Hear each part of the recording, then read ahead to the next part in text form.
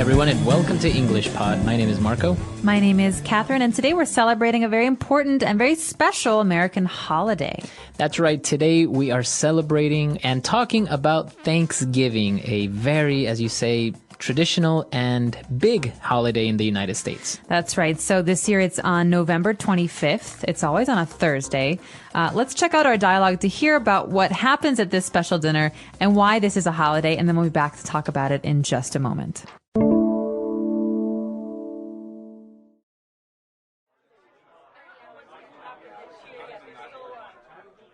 So, what are you doing for Thanksgiving? Not much, really. It's more of an American tradition. So back home, we don't really celebrate it. In fact, I'm not even sure of what exactly is being celebrated. Well, it's a time to get together with all of your family and be thankful for everything. Yeah, but how did this holiday come to be? Well, the first settlers of Massachusetts arrived there because of religious persecution from England and King James. Once in the New World, they befriended a native named Squanto who taught them how to harvest food from the area, such as corn. And then what happened? Well, they had enough harvest for the next winter, and in celebration, they decided to have a big feast with the natives, giving thanks to the land and everyone for their food, health, and new lives. Interesting. I am amazed how big and delicious Thanksgiving dinners are. Come to my house for Thanksgiving. We're having turkey, pumpkin pie, mashed potatoes with gravy, and lots of stuffing. Count me in! All right, we're back. So a very interesting holiday. We learned a little bit about why it's celebrated, how it came to be. So let's take a look at some of those words now on Language Takeaway. Language Takeaway. The first word we have for you guys today on Language Takeaway is settler. Now, a settler is a person. What kind of a person is a settler? Basically, it's a person that goes to a place to settle down there or to settle there, and that basically means to live there, to stay there permanently. All right, but the idea with a settler is that he or she will start to build something, build a house, build a city, build a town. That's right. So settlers go to places where there aren't very many people. That's right. Kind of hard to be a settler now. Yeah. But yeah, back then, obviously, there were so many places that were undiscovered or didn't have people, and they would settle there. And the place where they went in the United States is called Massachusetts. Massachusetts. Now, this is a very long, very hard to pronounce word, and I believe it comes from a local Indian language, but Massachusetts, if you break it down, Massachusetts is a state. And you might have heard of the biggest city in Massachusetts, which is Boston. So Boston, Massachusetts. But this is where the settlers first came when they came to America. That's right. So I think if you go to Boston, it has kind of this atmosphere of of the settlers and how this old little touch to it of how it used to be, right? There is an old feel to Boston because unlike most places in America, Boston has been a city for over 400 years, almost 500 years. So it's much different from places like California right. or Texas. That's right. Okay. So the settlers arrived to Massachusetts and they went there because of religious persecution from England and King James. Okay, so the key here is persecution. This is something that you do to someone else, or this is something a government does to someone else. Basically, to persecute someone is to limit them, or to attack them, or to prevent them from doing things that they want to do. That's right. So basically, that is the reason why they left England, because the king was persecuting them. They didn't let them have their own religion.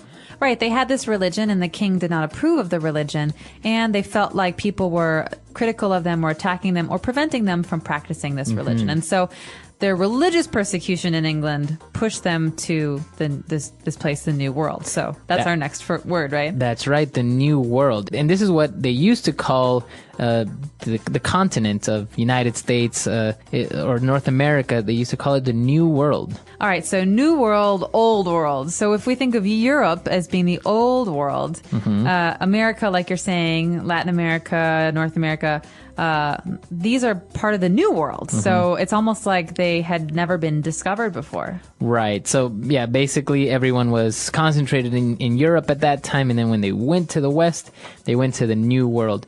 And obviously, when they arrived, it wasn't empty. They had people there. And we say that they are the natives of that land. Okay, so a native of some place is someone who comes from there originally. Mm-hmm. All right, so if I came to America in 1500, there were Native American Indians who were living there. And so they're the natives of this place. Natives. Now, can you use that nowadays? Can you say, I am a native of Italy? I'm a native of Italy. I'm a native of Chicago. Yes, you can. Okay. It's a little bit, it's a little bit less common than saying I'm from Chicago or I'm from Italy, but it's also correct. Okay. But in this case, we're talking about the natives as the people who were already there. Yes, Native that's right. American like Indians. Squanto. Like Squanto. That's the name of that Native American Indian who was there. And this native named Squanto taught them how to harvest food from the area such as corn. So this is the interesting part of the story. It is. Basically, these two groups worked together. You have Native American Indians and settlers, and they worked together to make a meal and to survive, basically.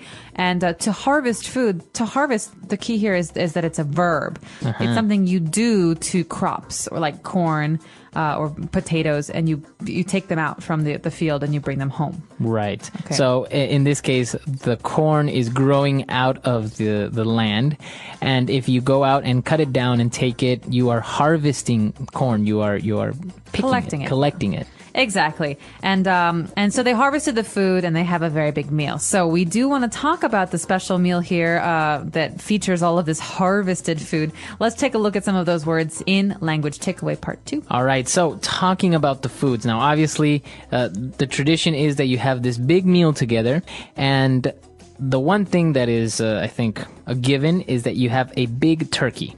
That's right. So a turkey is a bird. Mm-hmm. They make very funny sounds, don't they? Right. Like gobble, gobble, gobble, Gobble, gobble. gobble. But they're very big. They run around, and they have this red part under their neck and beaks and everything. So it's a very commonly eaten food for Thanksgiving, but people can eat it anytime. Yeah, this is the weird thing. I usually don't see turkey too much if not during Thanksgiving. Like, I don't see somebody or at a restaurant offering turkey. No, It's you very don't. rare. But you do see it in delis, like a roast turkey sandwich. Yes, because this is turkey is true. very healthy. Okay, so we have turkey. We also have pumpkin pie. So pumpkin pie. Pumpkin pie, this is a classic. You've heard of apple pie, all right? But pumpkin pie is a baked dessert that is filled with some pumpkin filling. So as you know, pumpkin is a big. It's a gourd. It's a gourd. Yeah, I think it's kind of vegetable. Kind of like a vegetable. It's big and orange, and basically this is it's kind of sweet, right? The insides. It is. It's a little bit sweet. It's big, orange, and round, like you say. People often start to harvest them around October, I'd say. Some people like to eat the seeds, but you can also scoop out with your spoon. You can take out some of the meat, some of the filling, and that's what we use to create this pumpkin pie.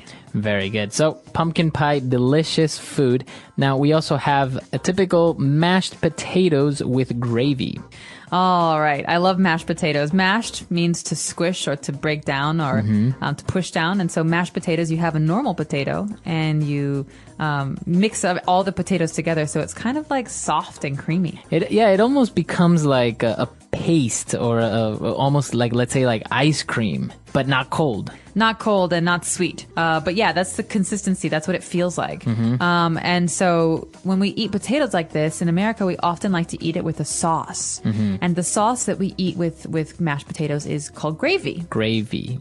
And now gravy is usually made out of what?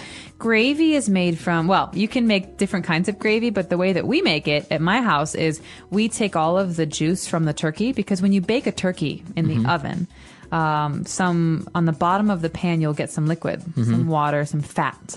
And you use that to make a gravy. So okay. it's brown and it's very salty and delicious. Awesome. Sounds delicious. And to end things, we have stuffing. Now, this stuffing is goes inside the turkey, right? But then you take it out. That's right. So stuffing, we talk about stuffing in general as being something that you put inside something else.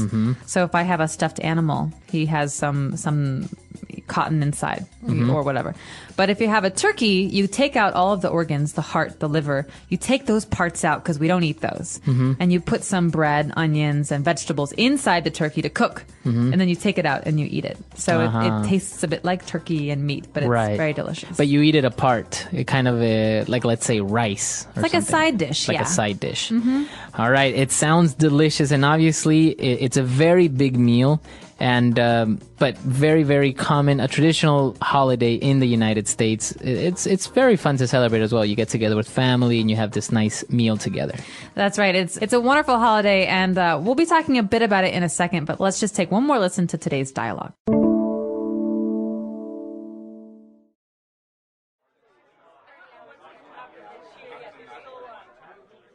So, what are you doing for Thanksgiving? Not much, really. It's more of an American tradition. So back home, we don't really celebrate it. In fact, I'm not even sure of what exactly is being celebrated. Well, it's a time to get together with all of your family and be thankful for everything. Yeah, but how did this holiday come to be? Well, the first settlers of Massachusetts arrived there because of religious persecution from England and King James. Once in the New World, they befriended a native named Squanto who taught them how to harvest food from the area, such as corn. And then what happened? Well, they had enough harvest for the next winter, and in celebration, they decided to have a big feast with the natives, giving thanks to the land and everyone for their food, health, and new lives. Interesting. I am amazed how big and delicious Thanksgiving dinners are. Come to my house for Thanksgiving. We're having turkey, pumpkin pie, mashed potatoes with gravy, and lots of stuffing. Count me in! All right, so Thanksgiving is a national holiday. Now, is it? You said it's on a Thursday. It's always on Thursday. So you get that Thursday off from school, from work, and everything. You get Thursday and Friday. So you get 2 days. Yeah, it's a 4-day weekend. Oh, nice. And it's a wonderful holiday because it's something that everybody in America can celebrate. Because, for Christmas, for example, some people don't celebrate Christmas. Or you don't really get holiday time off during the summer for everyone, maybe just the school children. And so this is actually a nice holiday because everybody is home. Right. So it doesn't have a religious connotation because you're talking about, the settlers and how they arrived there and they survived a harsh winter. And so, as you say, it's kind of like a neutral holiday where it's a good excuse to get together, have a big meal, and just spend quality time with the family. That's right. You cook all day. You eat. You watch some football on TV, you spend some time with your family, and you fall asleep very, very full. So this is another very interesting thing, is that usually on TV, because everyone is home, everyone is having dinner or spending time with each other, they will have a football game on TV for Thanksgiving. That's right. So everyone's sitting around eating dinner, and then there's a football game on the TV. Yeah. Wow. So that's kind of bad for the football players that have to be playing on Thanksgiving Day. Yeah, but they get all hungry, out there on the field, and then they get to go home and eat a big and turkey. have a big meal. It's very, very interesting. We'll put some pictures of the food that is commonly served on this holiday, and it would be interesting to know I know a lot of our listeners are not originally from the United States, so if you are there, tell us if you've celebrated it, or how have you seen it, or will you celebrate it, or any story that you can share with us. That's right. We are very excited to hear this from you, and we wish you all a very happy Thanksgiving. Visit our site, EnglishPod.com, to tell us more. All right. We'll see you guys there. Bye. Bye.